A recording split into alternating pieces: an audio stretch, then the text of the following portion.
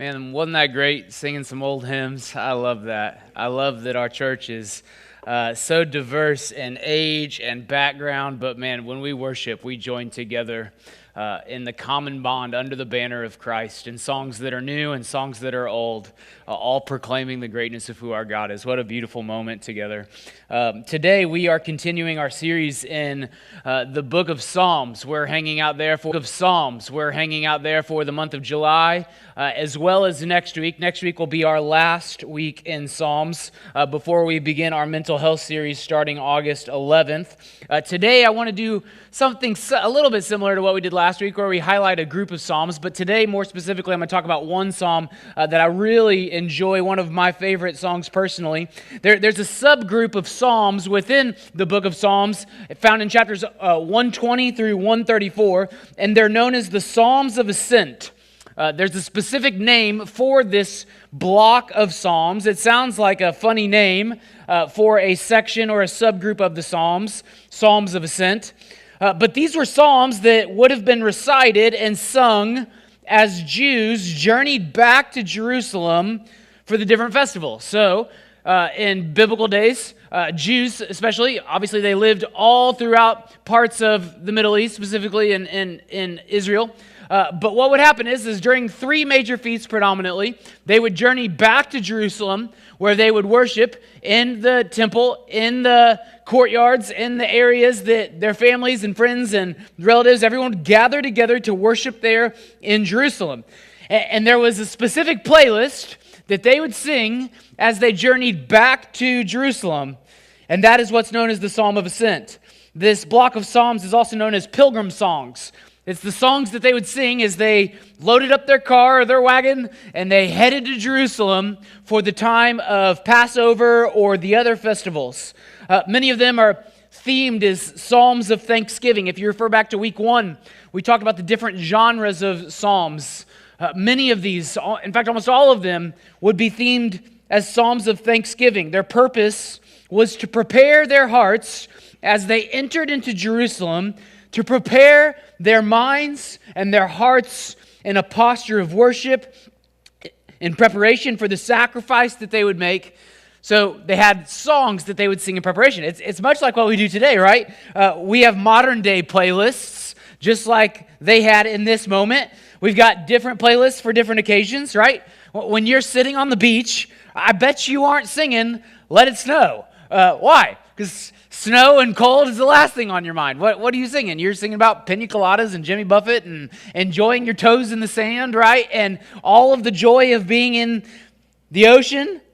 When I'm traveling with my family, we love to embarrass the kids with the playlist that we grew up with. I've mentioned this multiple times. I unashamedly will tell you that when I was a kid, I grew up listening to Yellow Card and Hoobastank and Dashboard Confessional and Good Charlotte, and we turn it on for the kids, and we just love to embarrass them with the songs that we sang as we were growing up. When I'm driving in my truck by myself, either to work or wherever, I'm probably listening either to worship music or to country. When I played high school basketball, everybody, when you're an athlete in high school, you had like your mixtape, right? It wasn't playlist back in the early 2000s. That didn't mean anything. It was mixtape. And you would make these discs with these songs that you burned off of LimeWire illegally, and you'd never know if it was the actual copy or if it was a pirated copy with somebody rapping over top of it. But I would have this playlist that I would wear on my Walkman as I prepared for my basketball games, and it was a tape filled with Eminem and Nelly and Tupac. And I remember finding that album, that mixtape, just a few years ago, and being like, Judah, I found the mixtape that I would listen to as I was warming up for basketball games. And I turned it on, and like 10 seconds in, I was like, I can't let my son listen to this. Why did I ever listen to this garbage, right? But we all have a song for specific things and environments. Maybe you have a specific playlist that you listen to regularly. Many of us listen to worship music, and that's wonderful, and we should. Why? Because as we listen to worship music, it fills our mind and our hearts with truth, and it calibrates our minds to the Lord. Many of you listen to worship music as you're driving to church on Sunday mornings. Why? Because it helps you to shift from being frustrated with your kids not getting out of bed to posturing your heart ready for worship, so that when you come in here, your mind and your heart is ready. The Psalms of Ascent were the exact same. Families would load up from wherever they were at in the outskirts of Jerusalem. They'd load the kids up, get their wagons ready, and begin the journey to Jerusalem. And they would sing these 14 or 15 songs as they went. So, Psalm 120 through 134 are called these Psalms of Ascent. And what we're going to do is we're going to continue with our three things that we encourage you all to do as you study the book of Psalms. The three things. Number one, understand what type of psalm it is. I already told you most of them are Psalms of thanksgiving, thanking God for who He is and what He's done. And then number two, you're going to read historical context surrounding the psalm. So what is that? I just told you. These are songs of ascent, songs they would sing. Why is it called an ascent? Because Jerusalem was situated on a high hill. So as Jews were traveling from the lower areas where they lived, they were watching Jerusalem in a distance get closer and closer. So they were journeying upwards towards Jerusalem. That's why it's called an ascent. This uphill road to the city. And then lastly, we find the timeless truths within it and we apply them to our lives. So within that, that's this sub-block. But what I want to do with our time is share with you my favorite of the Psalms of Ascent, Psalm 131. This is a psalm that personally I have held very close and very dear to me as we've navigated difficulties in our lives, as we have considered all sorts of different things. This psalm has been exactly what it was intended to be for the people of Israel. It was a time to focus their eyes on the Lord, to posture their eyes and their minds and their hearts on the things above, to prepare their hearts for worship and for sacrifice and for time of worship with the Lord. And this psalm is that for me personally, and I'm excited to share it with you. Psalm 131, it's only 3 verses. We're going to pretty much go word by word through it. But let's start by reading the whole thing. It says this, Psalm 131, Lord, my heart is not proud. My eyes are not haughty. I do not get involved in things too great or too wondrous for me.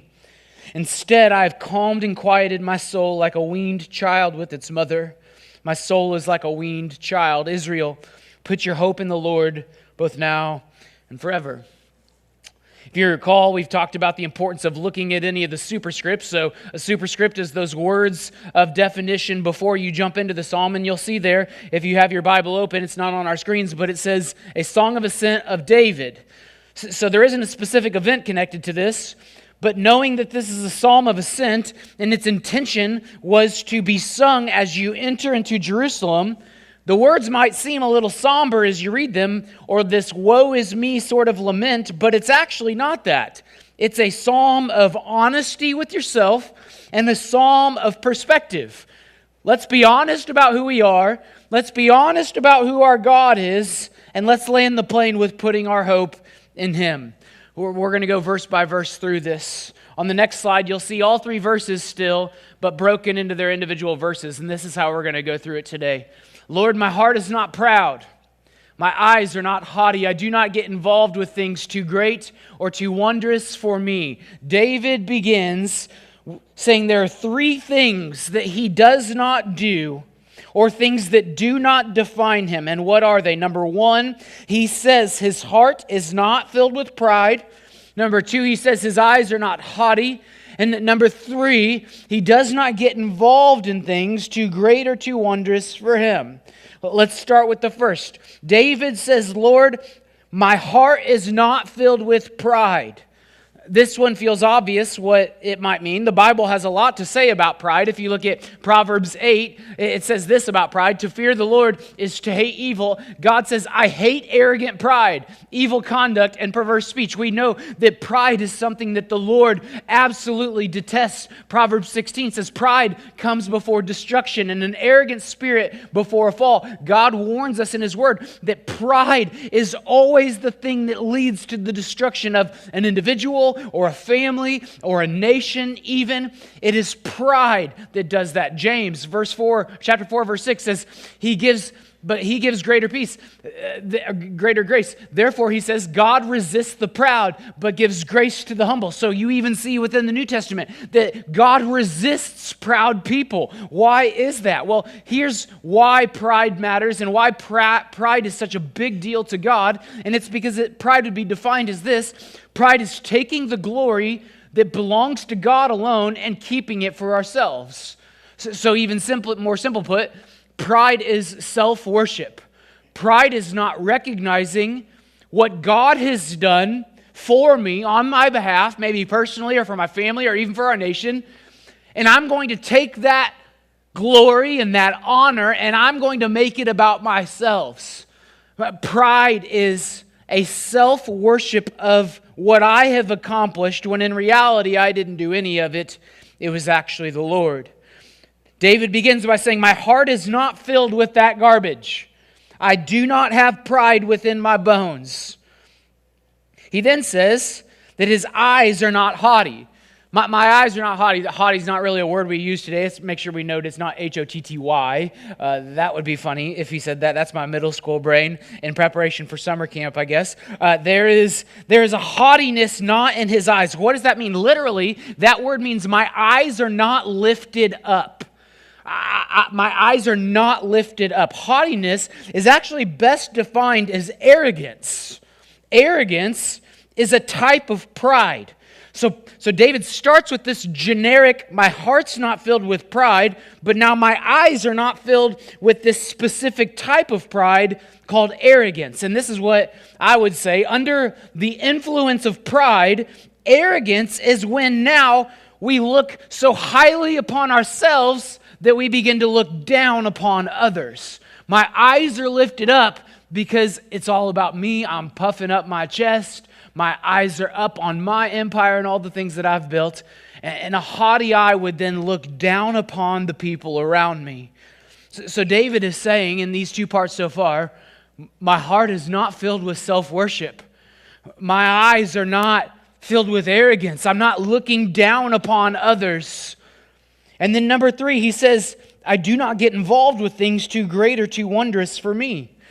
So we have pride, and then we have arrogance, and now what is this? This is what we would call selfish ambition. David says, I don't have selfish ambition. What is selfish ambition? It's doing things to increase my empire, for my comfort, for my betterment. My goals and my dreams are about me and what I want to accomplish for myself. But it also recognizes a capacity. David says, and he knew that you get into trouble when you get involved in things that are way beyond your capacity. Oftentimes, our selfish ambitions of ourselves are so lofty that we start to dream things about ourselves that are far beyond our capacity. And you get in trouble when you start dreaming dreams and thinking things about yourself that are far beyond what one of my mentors used to call your hat size. I remember when I was 21 years old, fresh out of seminary, preached a sermon at a church, and this older man came up to me and said, young man, one word of advice for you. I said, okay, what is it? And he said, check your hat size. And I said, I'm not wearing a hat. And he goes, oh, you're such a kid. What do you mean, check your hat size? I was like, my hat size is 7 3/4. He's like, that's not what I'm talking about. He said, oftentimes, as you stand on a stage with lights and the applause of people, your head will get bigger than your hat will allow. Check your hat size. Don't let your head get bigger than the hat that you're wearing will allow.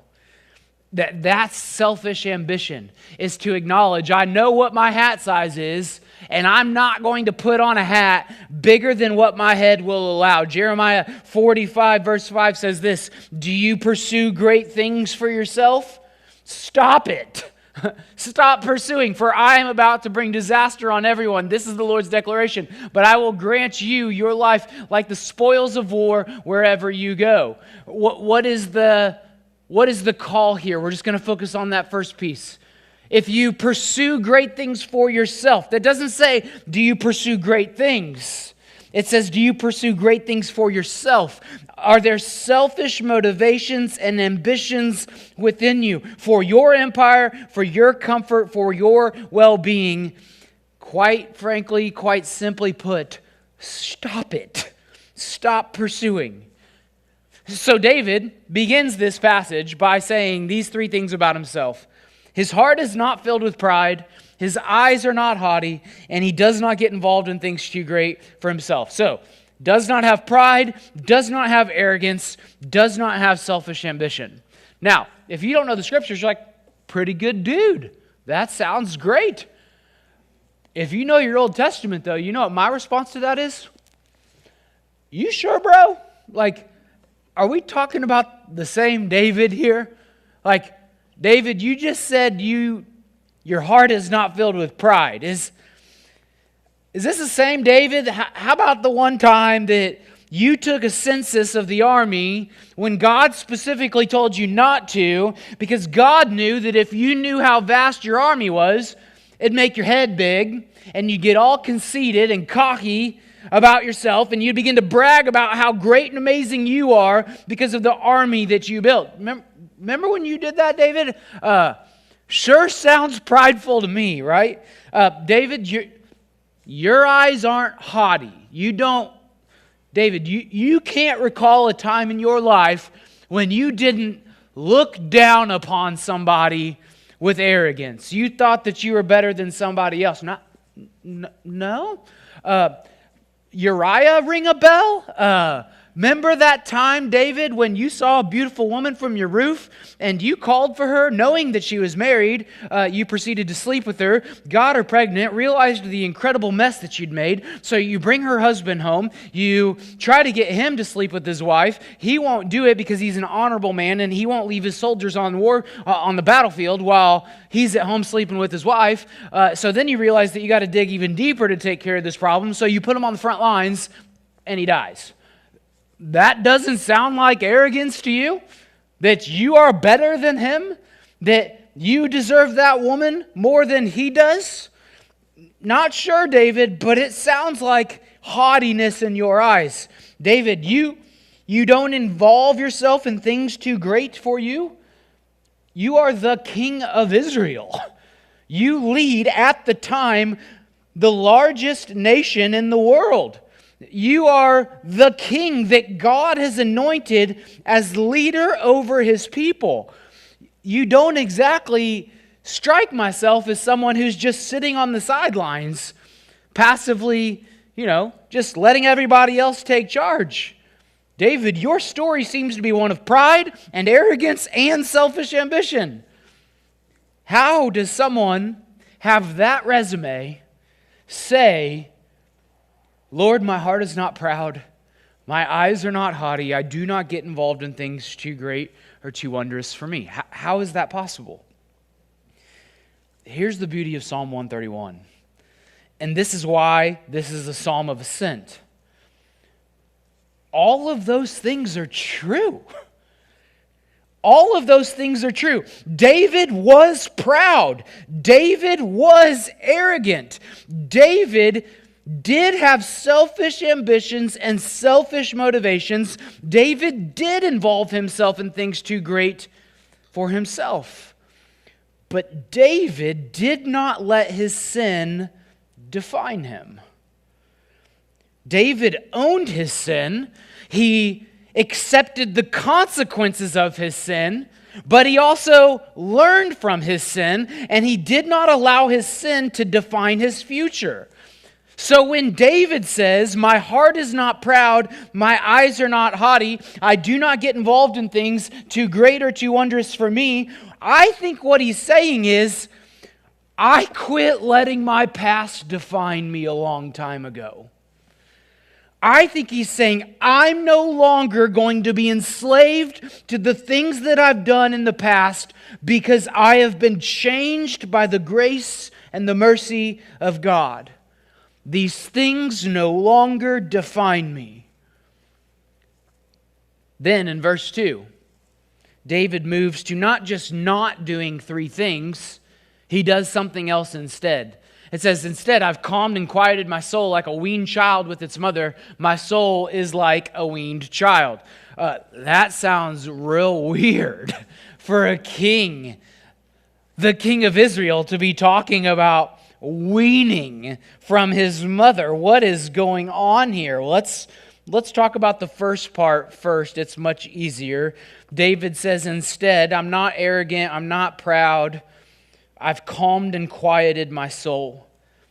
You see, instead of pride and arrogance and selfish ambition, David chooses quietness and calmness within his soul. He chooses to rest in the Lord for his contentment. David was determined to find satisfaction and serenity in his soul, content with God and his works. So that's a choice, right? In the same way that his arrogance to see Bathsheba and to make the decision that he made was a choice. It is a choice that we have to make to calm and quiet our soul. It doesn't just happen by default. It's an intentional pursuit we must find. And David knows that this is my past track record of pride and arrogance and selfish ambition. And I have found that if I instead use my time, my talents, my resources to intentionally quiet my soul and find contentment in the Lord and calm myself, that is where I have found the blessing of the Lord. And the illustration that he gives here is like a weaned child with its mother. My soul is like a weaned child. Almost feels awkward, right? What feels weird or awkward is actually quite beautiful. What is weaning? We're going through this with Nora right now.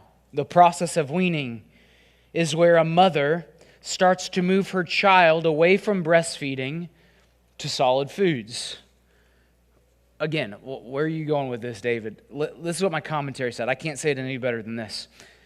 A child not yet weaned embraces his mother with the thought of food and immediate satisfaction. A weaned child, though, embraces his mother out of a desire for love, closeness, and companionship. So such was David's humble desire to draw near to God.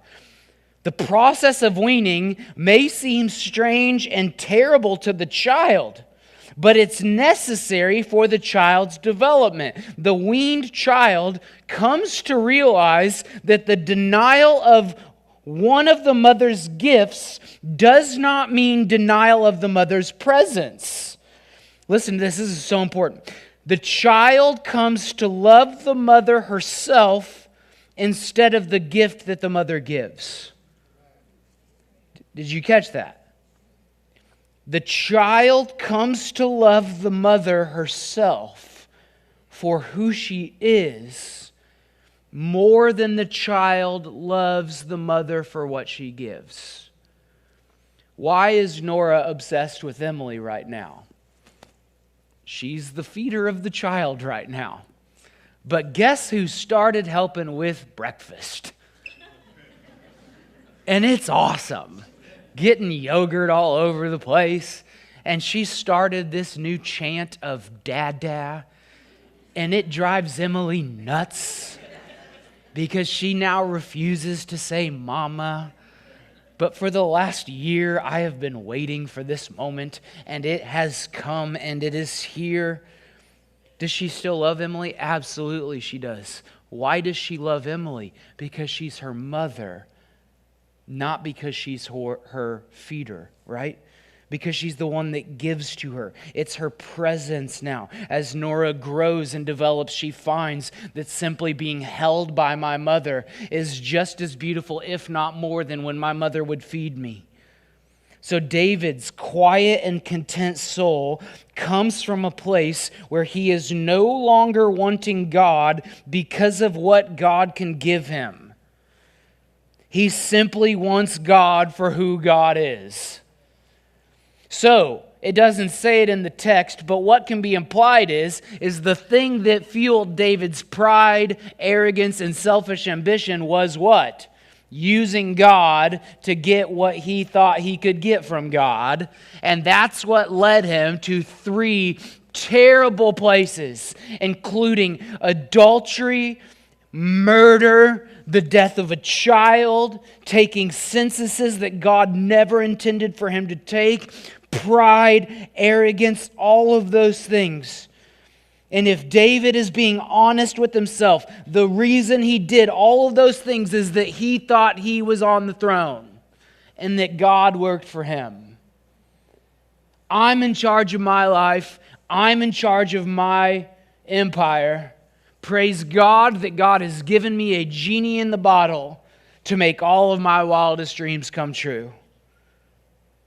David realizes that that is not the place of blessing. That is not the secret place that God has for him. He now has to choose quietness and contentment in his soul. And as he does, he begins to realize it's not about what God can give me.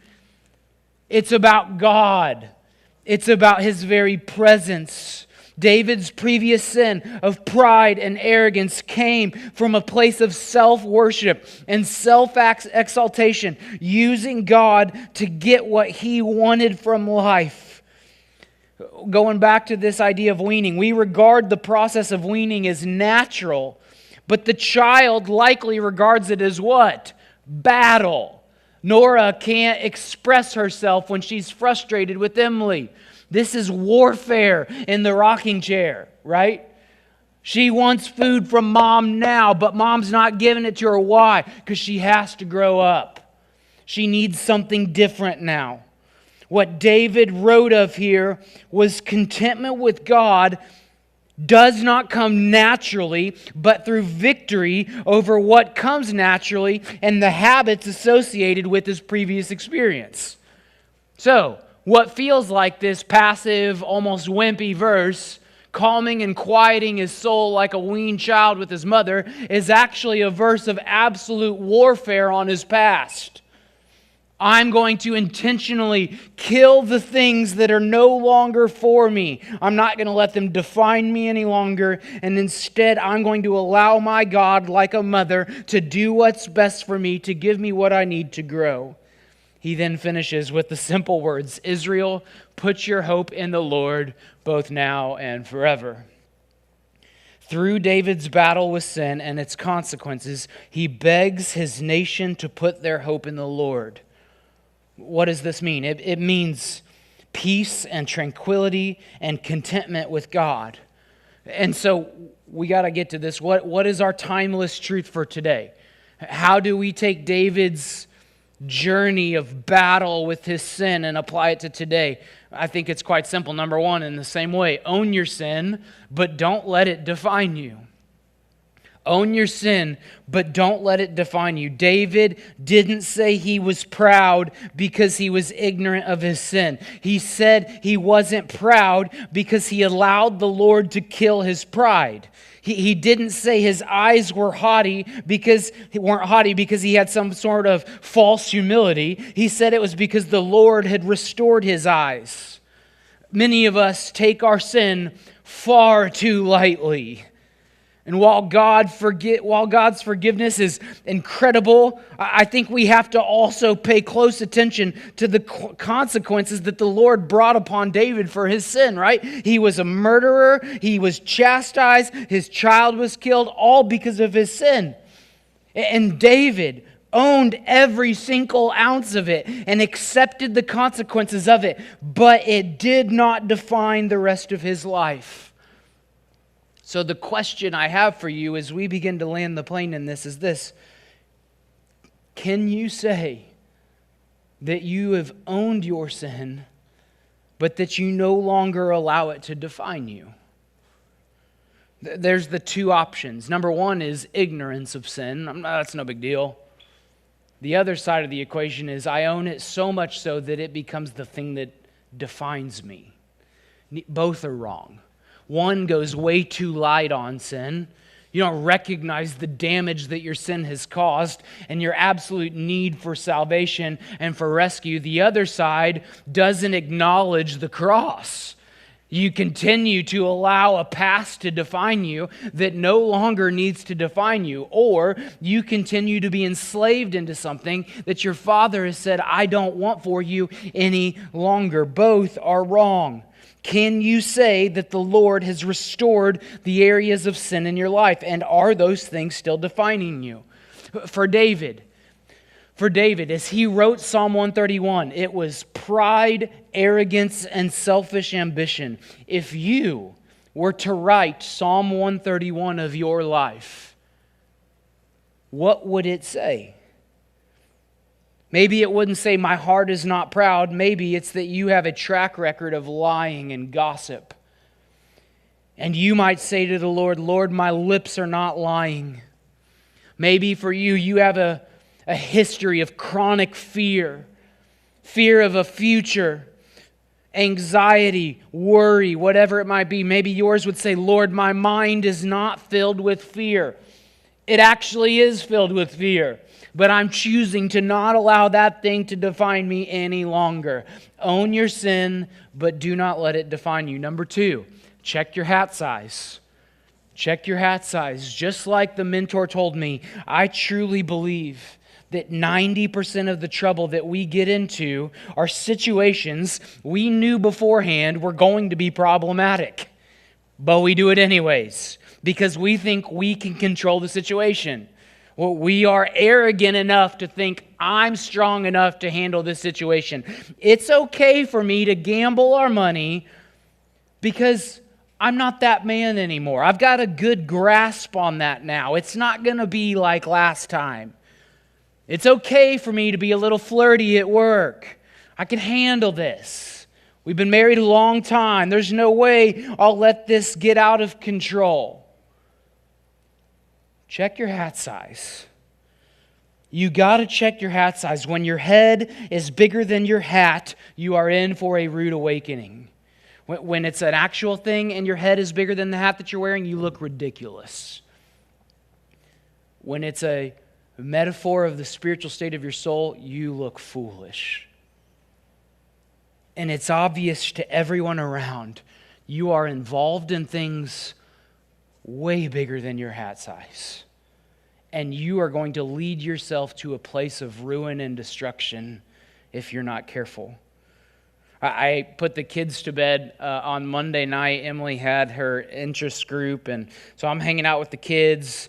Nora goes down like an angel. Judah is Judah, and it takes him 5 years to go to sleep every night. Savannah, though, Judah at least goes and lays down. Savannah, though, when bedtime begins, that's when I know the war begins. And here's why. I tuck her in, and she's an angel every night. This is how this happens. She's so sweet. She knows that she has to butter me up. Daddy, will you tuck me in, give me a kiss on the forehead and pray for me and blah, blah, blah, blah, blah, just buttering me up. I do those things. Good night, Daddy. You're my favorite daddy in the whole wide world. All the things. 5 minutes later, I go downstairs without question every night. She comes downstairs, Daddy, I'm starving. And I say, well, that's too bad, baby. You're going to eat breakfast in just a little while. I told her to go back to bed. She goes, Daddy, I'm not going to make it 10 hours. I'm going to die before breakfast. Do you really want your daughter to die? This is where it begins to turn, right? Like she went from sweet to now she's pulling out all of her cards. And she thinks she's playing them perfectly. Do you want your daddy to die? Your daughter's going to die if you don't let her eat a snack. Now, Savannah will try anything to stay up later than she's supposed to. It might be faking a bellyache. That's a classic in our house. Or she heard a scary noise. Sometimes, like when I've had a long day, it'll be Daddy, I just really missed you at work today. That one works. That one super works. But her one lately has been starvation.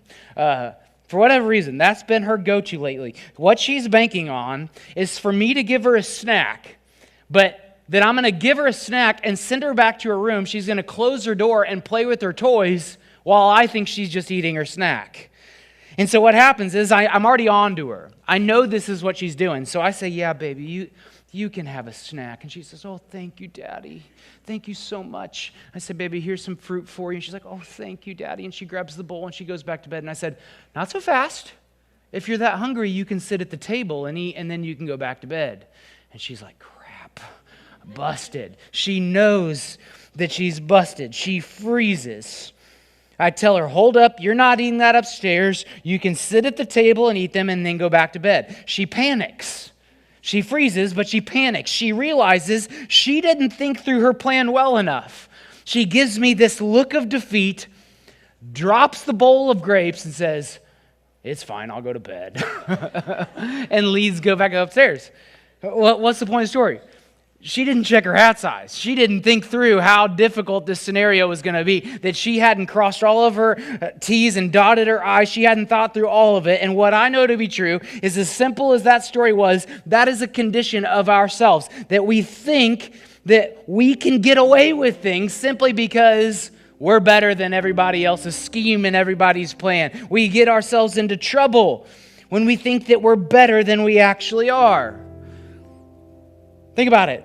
Pride makes you think that you are way better than you actually are. Arrogance makes you think that you are so far above everybody else. Selfish ambition makes you think that you are in the driver's seat of your life. Check your hat size.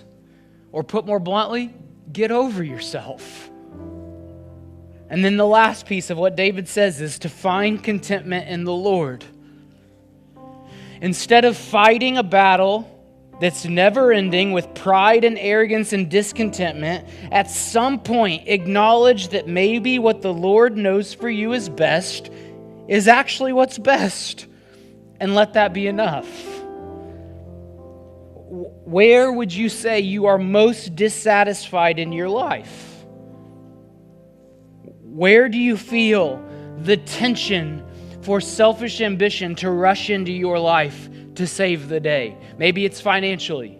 We don't have enough money and I got to work hard to prove to my spouse that I'm a man and I can provide. Maybe it's that you're not getting the affection from your spouse that you think you deserve. So you go to work and you are just looking for approval from anywhere that you can find it. Listen, God is not interested in your success at your workplace. He's interested in your faithfulness to Him at your workplace. God is not interested in your success as a great husband. He's interested in your faithfulness as a husband. God's not calling you to be super dad for your kids. He's calling you to be faithful dad. Huge difference. And David does what I want us to do. We're going to finish by reading this one more time.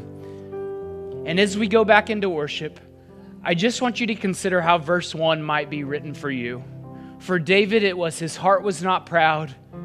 His eyes were not haughty. He doesn't get involved in things too great or too wondrous for me. I want you to consider, what are your three things? What are the things that you need to no longer define you? And instead, choose calm and quiet with your soul. Maybe it's experiencing the presence of God like a weaned child. Maybe you recognize today and just call it for what it is. I'm only interested in God because I think God's going to fix my marriage, or God's going to give me the job, or God's going to provide the stability, or God is some sort of mirage because I want people to see me a certain way, or whatever it might be. Is your soul like a weaned child, not interested in what God can give you, but who He is? And then let's put our trust and hope in Him. Let me pray for us. We'll worship. Jesus, we love you. We thank you for your word. We thank you for this time together. I pray over my friends here today that, God, we may fight the hard battle of sin. David was proud. David was arrogant. David did have selfish ambition, but he chose to no longer let those things define him. Like a psalm of ascent, his eyes looked upward towards Jerusalem in preparation for worship and sanctification and sacrifice. And God, thankfully, we don't have to go to the temple to sacrifice any longer, but we get to lift our eyes and look up and see you.